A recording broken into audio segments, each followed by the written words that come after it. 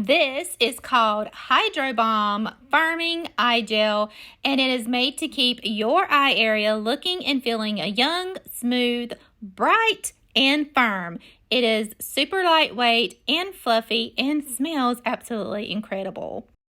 As we age, the ability for our skin to hold and lock in moisture really drops significantly, which means we get wrinkles, guys.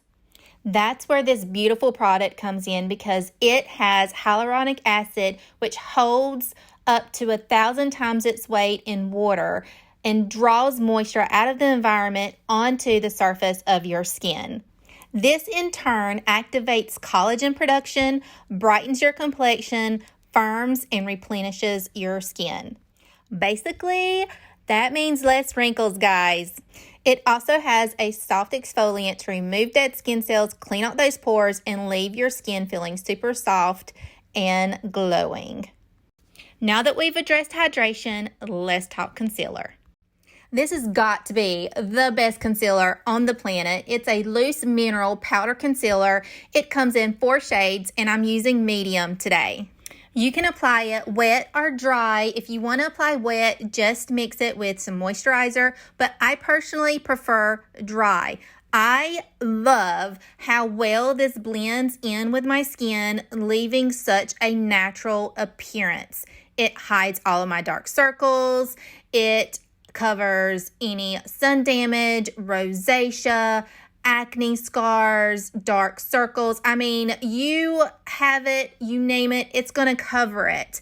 It instantly helps inflamed, irritated, sensitive skin, and because there's no chemicals used, there's only pure minerals in this product, it is safe and actually helps the skin. It has a natural sunblock. It is waterproof, water resistant, so it is going to last me all day, leaving me with a full coverage without the appearance of a lot of makeup. This is the best concealer I have ever used in my entire life. I mean, seeing is believing, folks. Look at that.